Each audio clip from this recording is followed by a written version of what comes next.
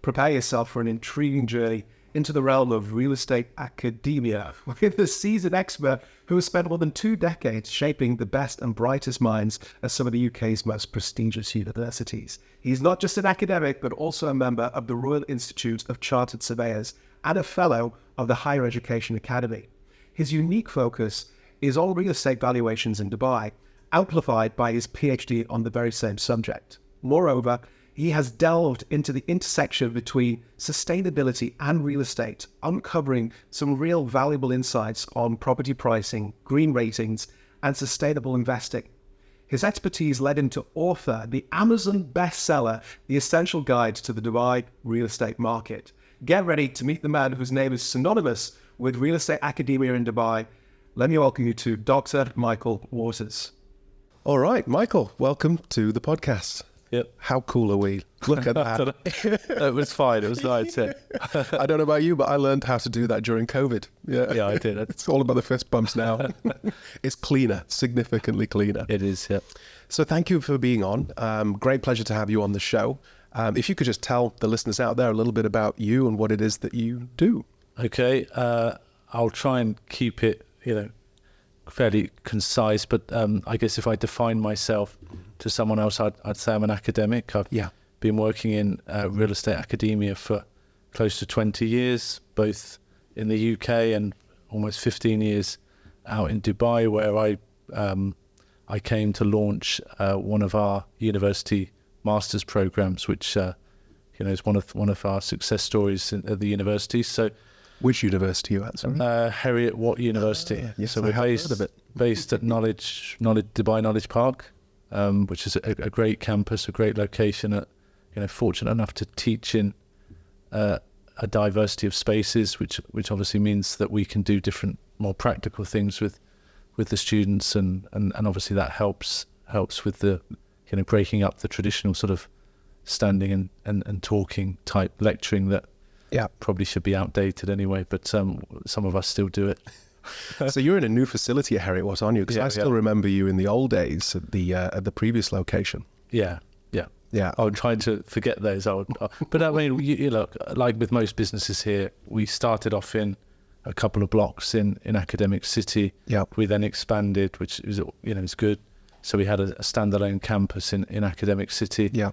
And at the point of just looking at the major sort of parts of the business and who was coming to study at the university, it just made more sense to be in a more central location. Yeah.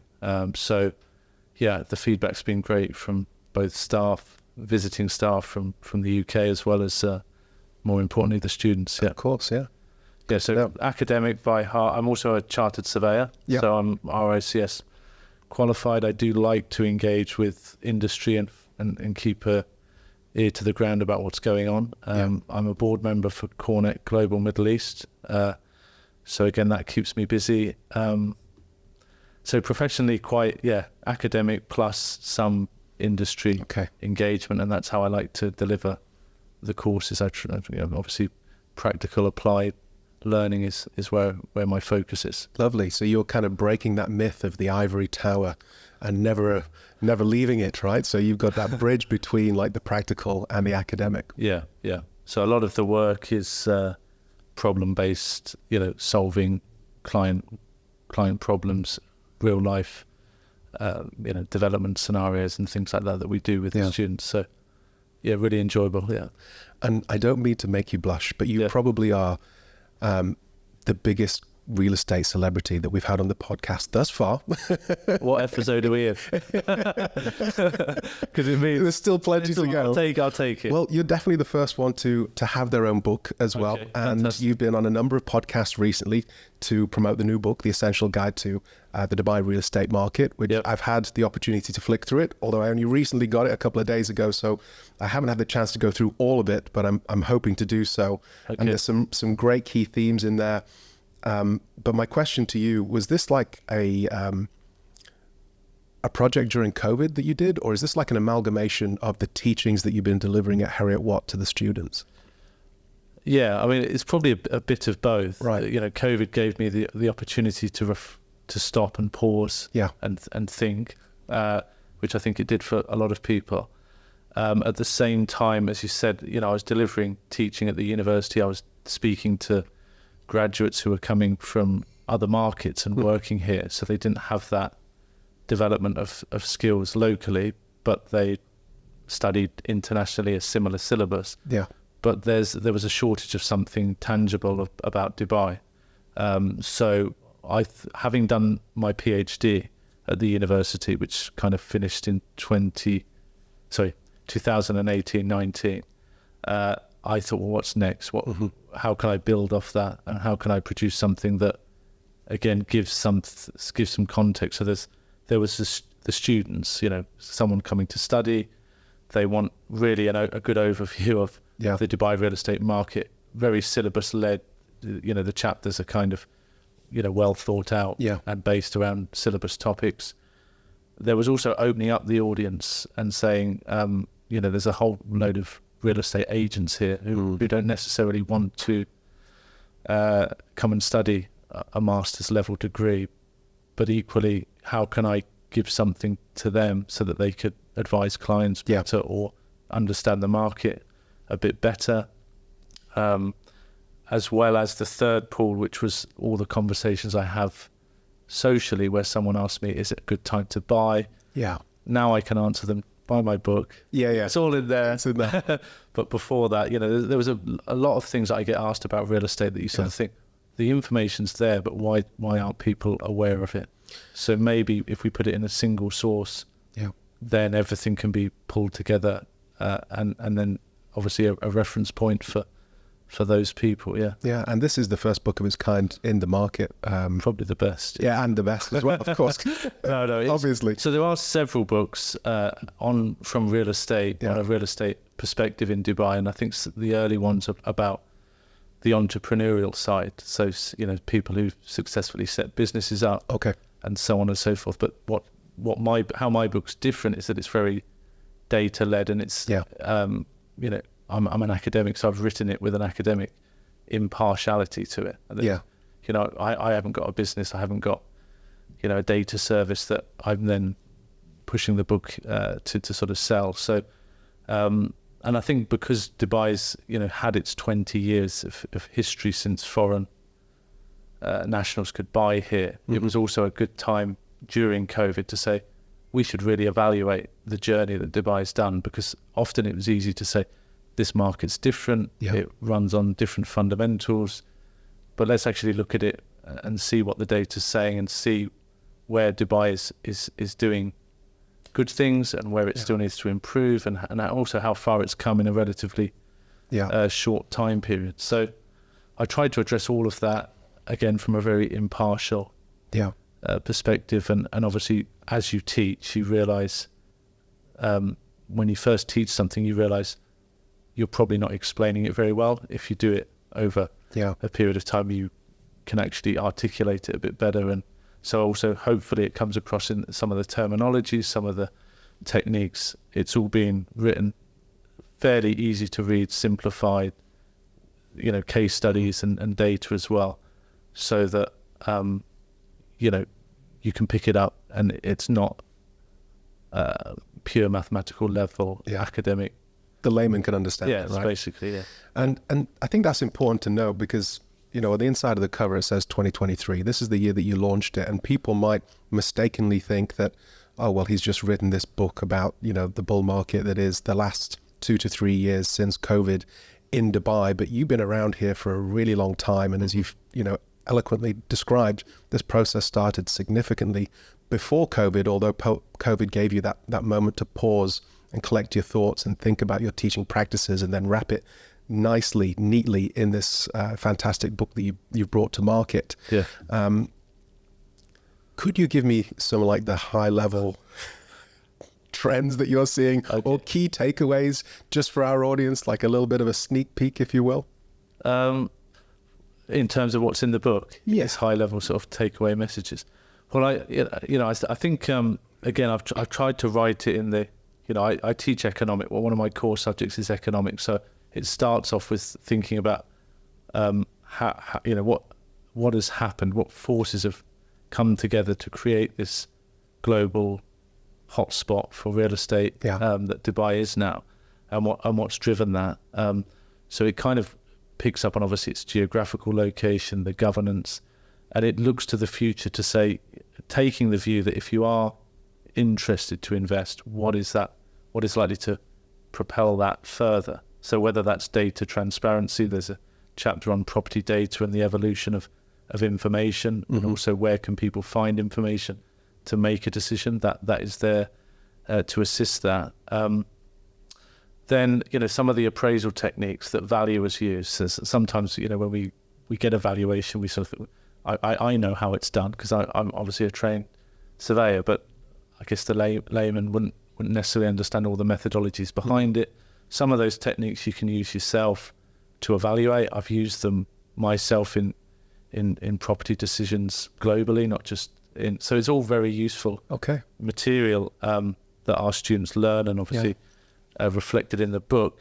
And then the final part of the book, just for, try not to skip over too much of it, but it picks up on the future direction. So first chapter, it's looked back, what's worked, what's been successful, what needs to be improved, picking out certain parts of the sectors. The last two chapters focus on sustainability and smart cities, which is really growth opportunities for Dubai. And obviously we know just from hearing recent news that the focal point of the future of Dubai is going to be built around, green spaces, sustainability, creating communities, as well as attracting a more mobile foreign workforce, or global workforce, I should say, where the digital economy is going to be a big part. So people are going to be looking at cities like Dubai and saying, I can base myself here for the geographical factors that, not only I've highlighted, but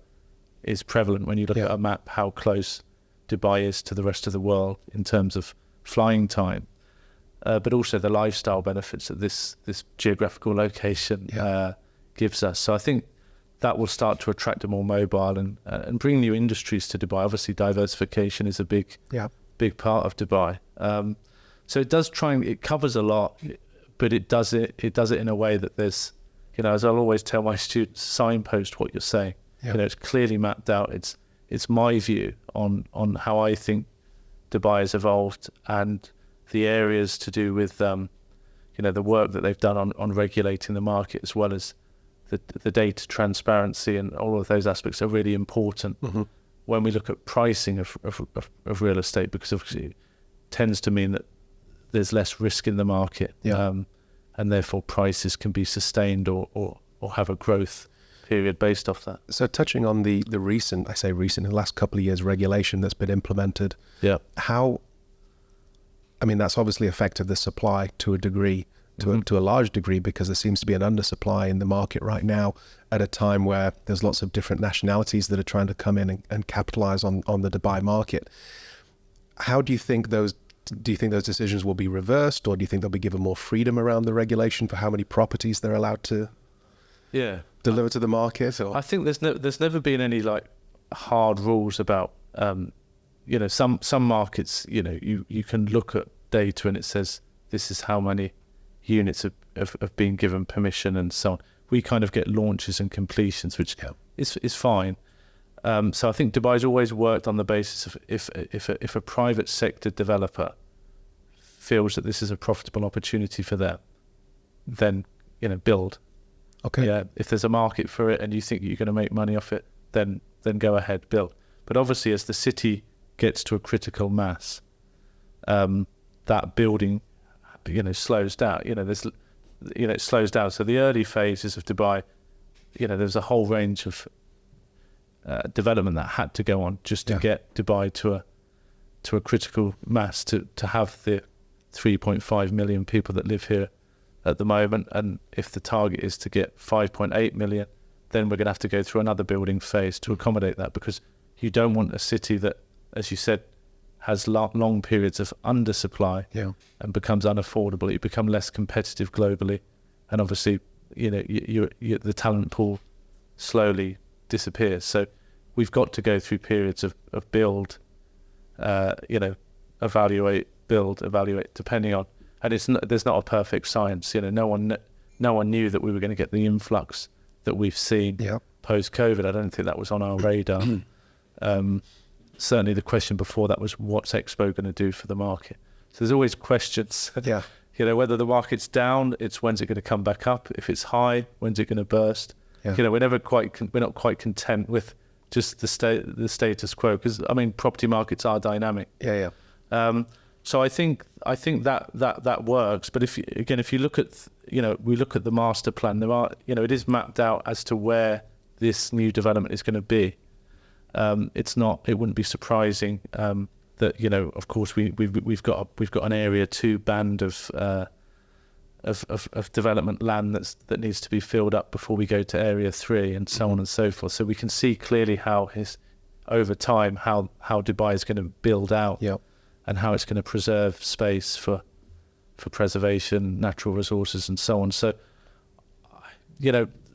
I think it works well. You just have to appreciate the fact that there will be periods when the market has got units that need to be absorbed, and that is the inefficiency of a real estate market, and that is one of the reasons why all markets are cyclical. Okay. But more mature markets, sort of mature cities like London, and they're not fair comparables because they have a scarce amount of space to build in, whereas Dubai, it still has the opportunity to build out. We still have the land there. So I think what it's done well, and again, one of the flagship things that it's done, it is the branding of Dubai, and the type of product it puts on the ground is bringing in, tourism, and people are spending money. So there's a multiplier effect to building here, isn't there? Again, we've just had the launch of the new waterfront development. There's reasons why those projects get developed in Dubai, because it wants to be the city that creates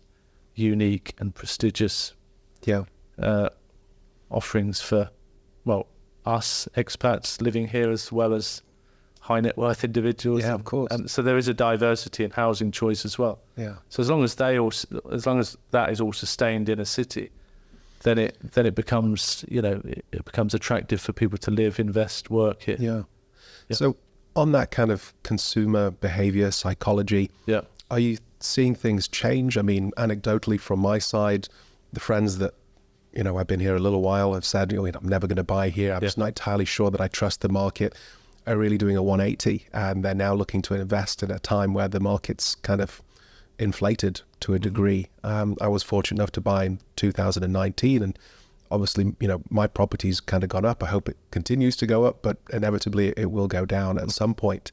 So is the consumer behavior and psychology also feeding into the inflated prices and people's trust changing in the market around purchasing in Dubai? I think I agree with that observation. I would say that Do you have any data for me on that one? I've only got my friends, so I'm just not sure if they're going to be a suitably large sample of people. But no, I think so. People are taking certainly a longer term view of Dubai. I think that's changed, and beyond just the 2 years that they initially said, right? The visa is given to you for 3 years, so I'll stay.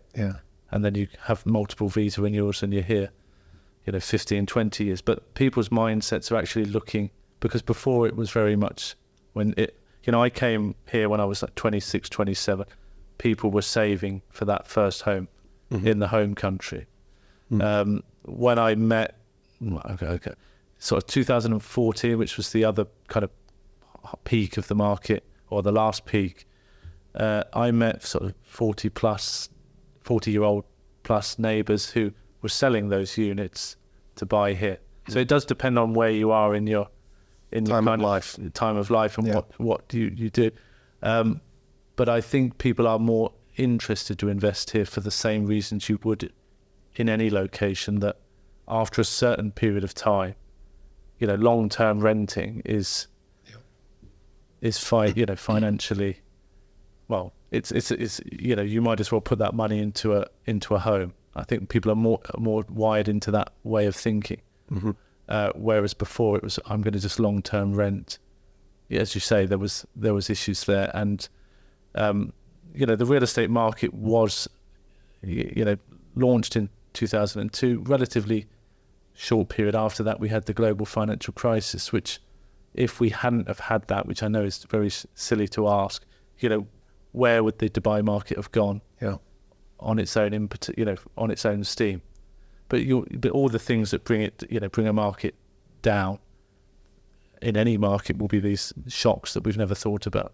But if you keep, as an investor, invested for the reasons of, I want a home, or I want a small investment here because I think Dubai's got a great economic plan ahead of it, and therefore I would invest in it as I would if I was investing in a business, then those ups and downs don't really matter. Yeah. Yeah.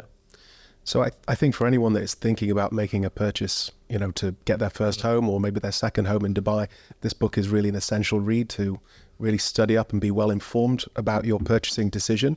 But just to put a pin in the resi conversation, because this also covers commercial as well, commercial offices. And I know that's something that people are kind of less familiar with in terms of like an investment opportunity.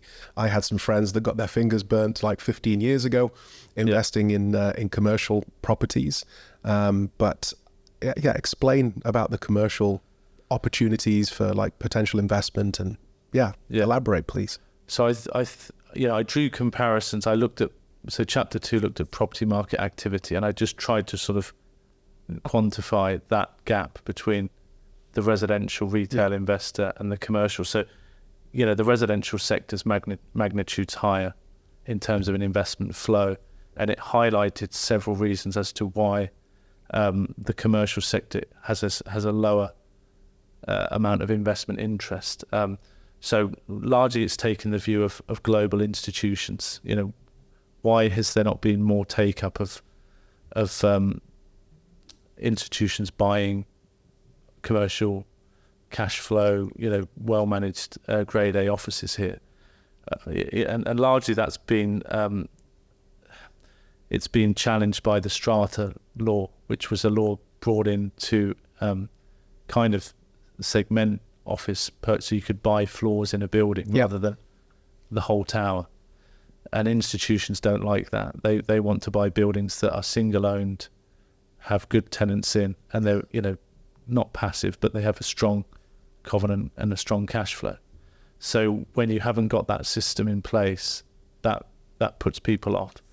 The data and the lack of transparency at the time, historically. So we've only just recently moved into a transparent status in 2022 on global measures. So before that, the institutions were pricing to buy at a higher discount rate or with more risk than local GCC investors. So, the GCC investor, Dubai is a safe haven. It's all relative, isn't it? Whereas a UK or a European fund, they're going to look at Dubai with a margin because there's a lot of things, the laws, the legislation, the lack of data, the lack of appropriate stock. It all gets priced in as a higher risk margin. Now, when you price commercial real estate, the lower risk margin wins, and you get a higher bid. So that's why there's been a larger amount of local GCC investors investing in commercial stock. And then more recently, we've had the indirect investment into commercial. So we've got the REITs, Real Estate Investment Trust, which are a vehicle to allow investors like you would on the stock market to invest into a vehicle that receives income from a range of buildings. So normally they'll have schools, they'll have retail, they'll have offices as a basket of buildings, and then obviously the rent roll that comes from that is your dividend as an investor. Okay. So there's those things, but they're all fairly early. They're fairly early on in there. So we're still trying to find our feet in terms of what's working in that space as well. So it's a smaller market. Commercial's always been people have tended to be more. But when I say people, I'm talking like retail investors have been more interested in the residential space. Yeah. The commercial one is less understood. Perhaps carries more risk But now we've got things like ICD Brookfield Place and many other sort of buildings. Which is pretty much full now, as I understand, right? So they're the kind of institutional type product that funds would chase in the future. Yeah. And I think that's probably where the commercial... So we still have a lack of grade A office space in Dubai of that nature.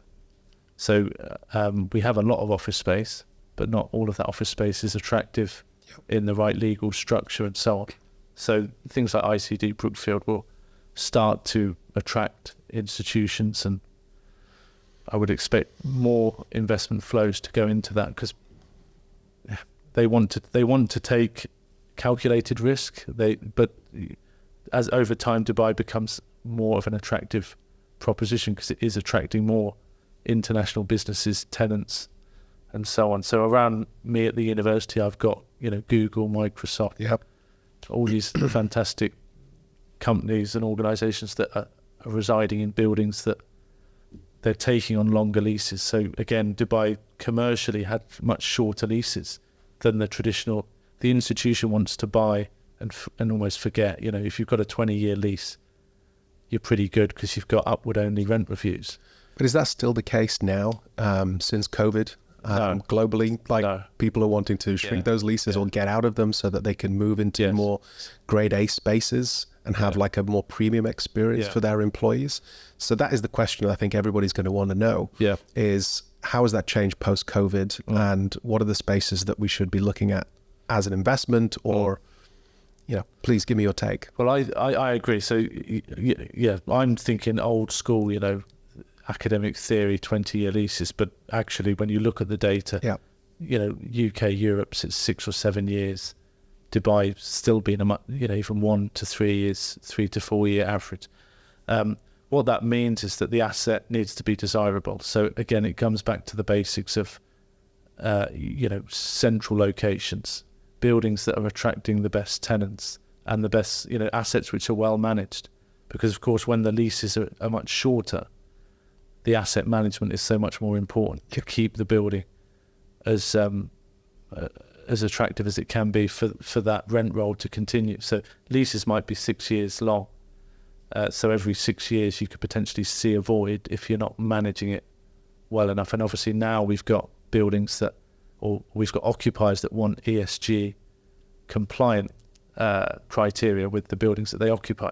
So again, all the LEED certified buildings, the well certified buildings, they're starting to be kind of isolated as, we have all these options, but when we actually search buildings, there's only a number that we can take on because we want that mandate to be in all our global locations and not just Europe or the US or wherever it might be. I was looking at the well certified buildings across the GCC. And obviously there's a big spike in the UAE. We have like 1,600 buildings across the UAE. But then when you start to spread out, you go to Oman, you go to Kuwait, Qatar, Saudi, it's in like the low hundreds. Yeah. So I think there's still a long way to go to support, well and ECG standards and make it desirable for companies to go there.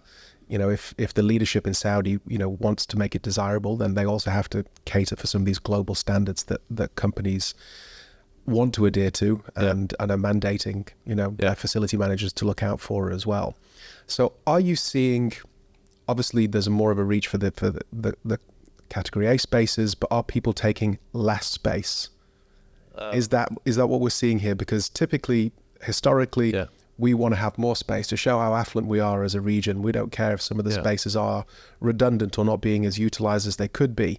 In a post-COVID world that we now find ourselves in, are we seeing, we can't afford to have that redundant real estate anymore? Like the rest of the world is seeing is this reduction in space and maybe a greater spend on the space that is left there. Yeah, I think that is the general trend of the occupiers. They're looking for better spaces that can create also a diversity of. I mentioned the teaching space at the university, but in a corporate setting.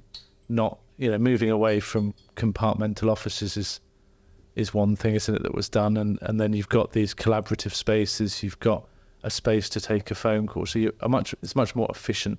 So the efficiency aspect is there, and it was always measured from a cost perspective, cost per workforce cost. But now it's looking about, how can we attract talent to come to the office? I think that's the big question now. So we can't have those. We can have sort of a hub and spoke model, perhaps, that allows people to be in the fringes of a city and touch into a more secondary location. Perhaps could be an option, but they are taking on more space. But of course, in Dubai, you've got the requirement to take on a minimum amount of office space per person. Per visa, sorry. Per visa. So there is always going to be a limit to how much an organisation can reduce their space and save that way. Are you hearing any rumours about that potentially changing from the government's point of view? Because, it would make sense. Mm. But then how do you monitor the visa situation, right? I haven't heard rumours. I haven't heard anything to change that. There's certain free zones have more flexibility. Sometimes the number varies, and we're starting to see it become more international, if we like. Previously, it's quite a large number, but in some free zones, it seems to be reducing. But again, that's more hearsay than fact. But so I think businesses are always looking for, I think that's where the race is going to be won, isn't it? Having the space and maintaining relevance, and going back to sort of 101 economics is agglomeration and clustering and bringing like-minded businesses together to breed innovation collectively. So Dubai is set up slightly uniquely in that sense that we have the free zones, that you have the knowledge park which is the academic. Around that you've got it's almost like a Silicon Valley of IT firms and businesses who are looking to reach into the university and learn from knowledge transfer. QE2 is also a free zone now.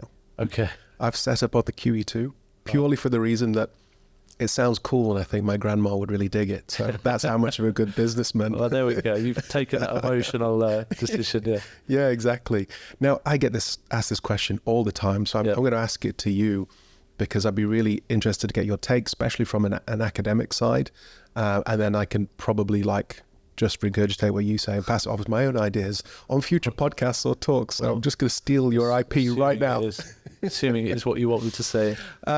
No, honestly, whatever you think from your view is that all-important question is how do we lure and entice people back into the office?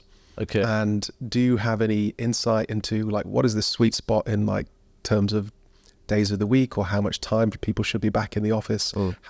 Pardon me if you haven't researched this or you don't have a position on it, but I'd just love to get your take. Yeah. I mean, a lot of my students are looking, the dissertation topic is all about hybrid working models and taking that on. We have a course on the master's program which picks up on some of these themes: workplace strategy, corporate real estate management, and again, looking at that with what we've just lived through and building that into the syllabus is something that we're doing. I mean, I'm only going off what I hear from the other sort of studies. COVID's obviously given people an opportunity, and you saw it in the whole race for space in the residential market, wasn't it? They want to reevaluate where they're spending their time and how they're spending their time. So I think one big message is people don't want long commutes. And again, Dubai, we never really had that issue. So 20, 30 minutes in Dubai is a long commute, but in international terms is relatively reasonable and expected. So we haven't reached that critical sort of build out where we're doing much longer commute. I mean, some people are coming from other Emirates, but I think collectively people limit their decisions normally within sort of a 20-minute radius from where they're working. So that has just kind of become, I think, a bigger focal point.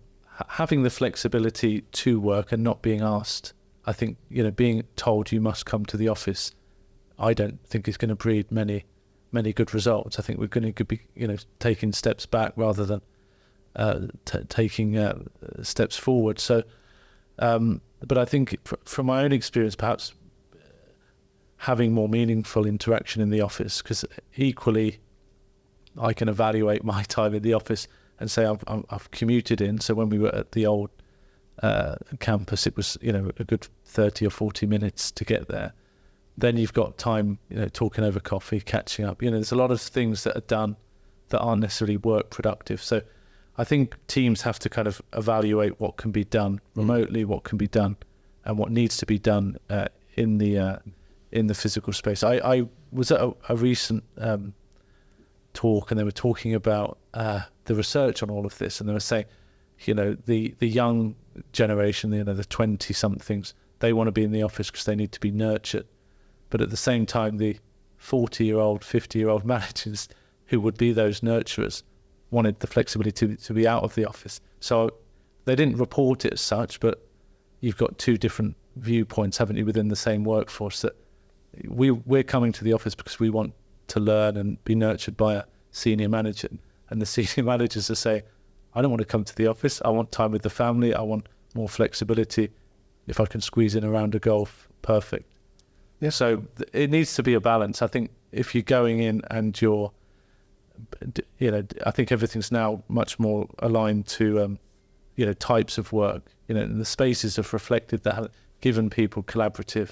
Yeah. I think if I had a day full of meetings, I don't need to go to the office. I can do them privately at home. If they're short meetings. If they're long meetings, you're probably going to want to come to the office, right? Yeah. And of course, certain functions you have to come in for, like the teaching or, a client presentation. I think there's never going to be a one size fits all. It's more about a culture of, this is what we're offering our staff. So we don't have hard and fast rules about how many hours or days we spend in the office. But you kind of, there's a number in our heads that would say it's reasonable to go in at least 3 times a week. Yeah.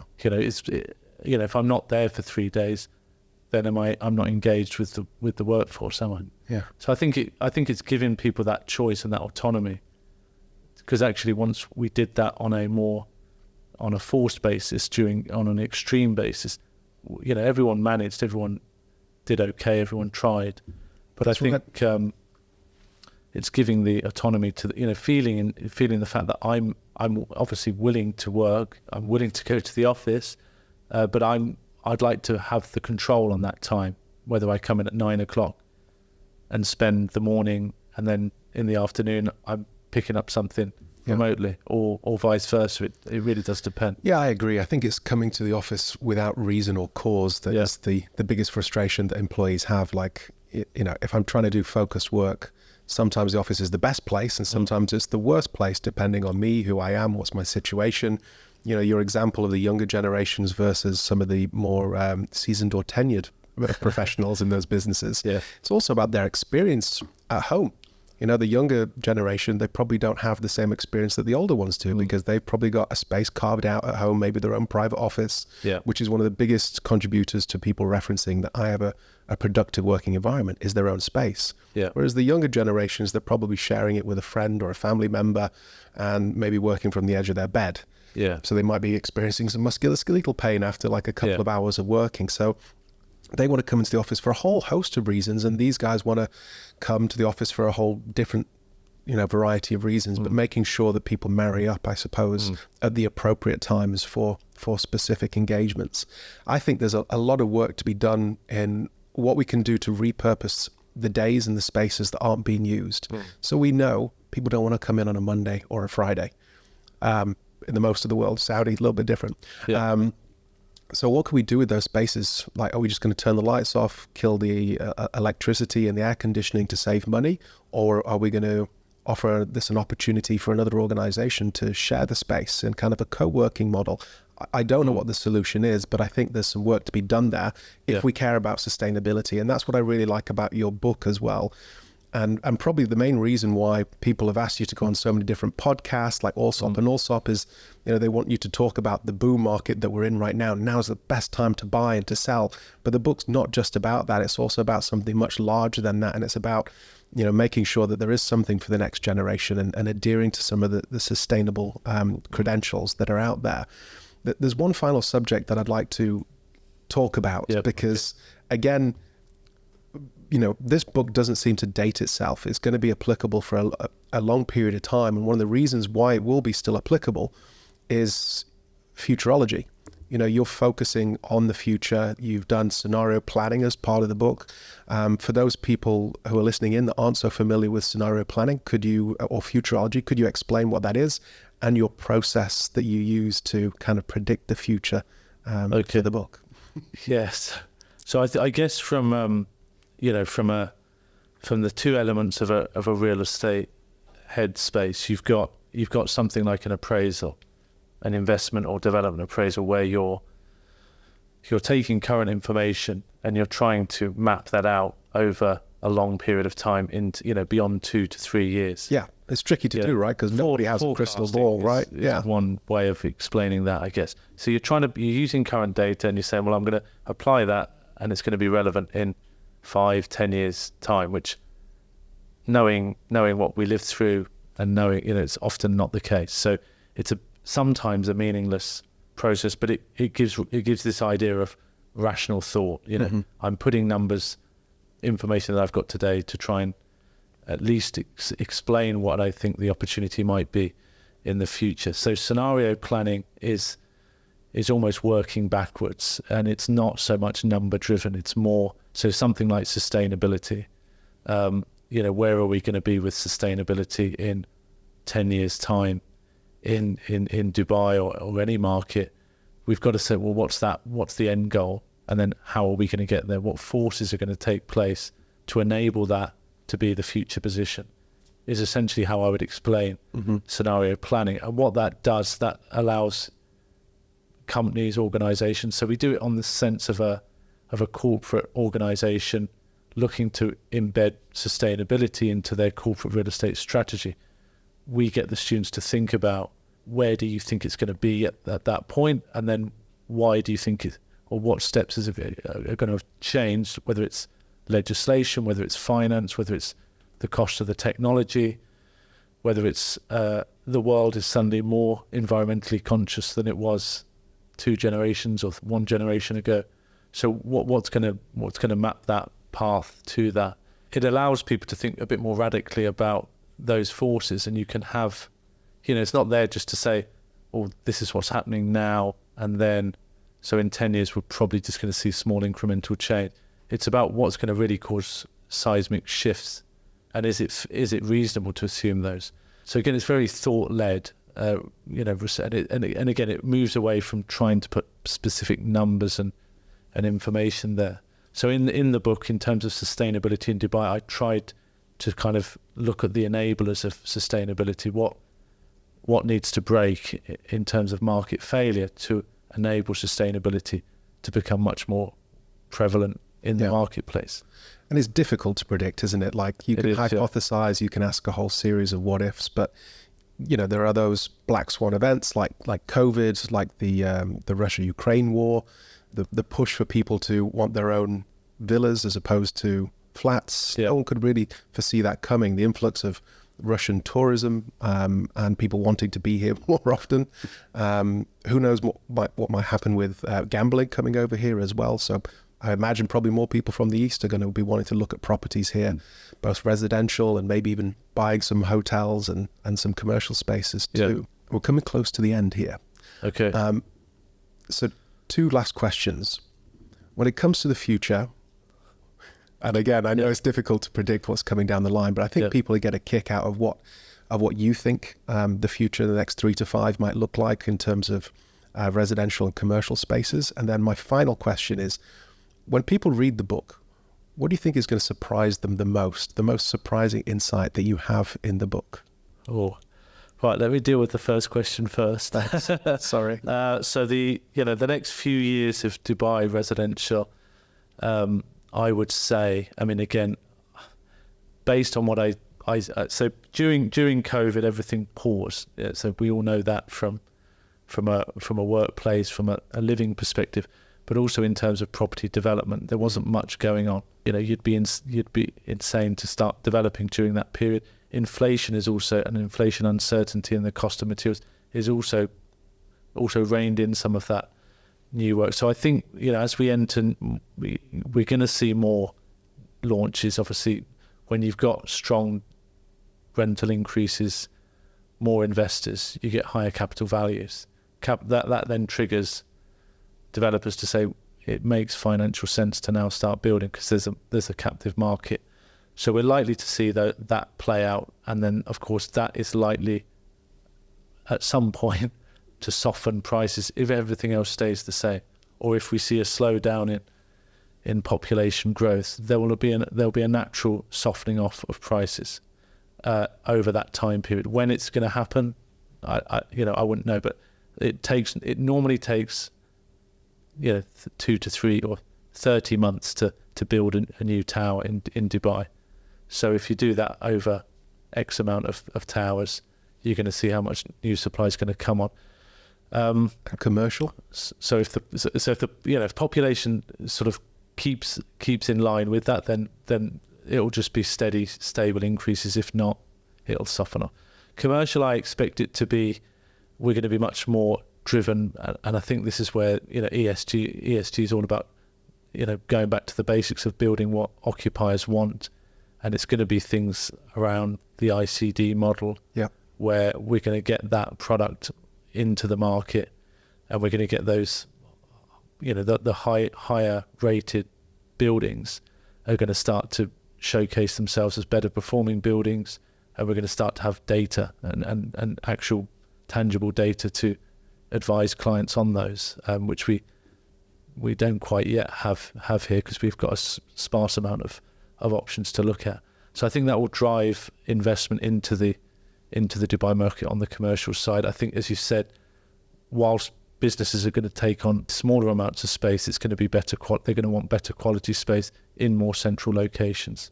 So I think the Grade A office development is going to be building again equally in industrial. There's going to be a development wave there. There's still demand for warehousing.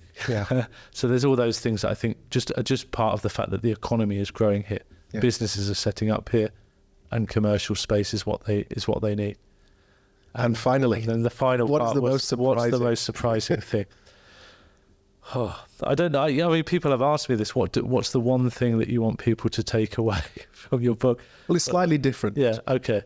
So put yourself in someone else's shoes, like my shoes, or anyone that's dialing in from the property sector, and they're reading through like, wow, I never thought about it like that, or a really key piece of data. I'm a big data guy, so if there's anything surprising from a data point of view, I think generally the fact that I've been able to put what I think is a fairly comprehensive look at information and data together, because historically it's always been, we can't analyse Dubai in the same way. Not the ground, right? Yeah, so we can't build that same picture of Dubai. So I think by looking at it in layers, and having that comparative look at other markets and where Dubai has evolved, it hasn't been as much of a challenge as I think I thought. So as it reads, I hope that people, the insights that are in there, I would expect them to be kind of appreciative of the fact that we can start to look at Dubai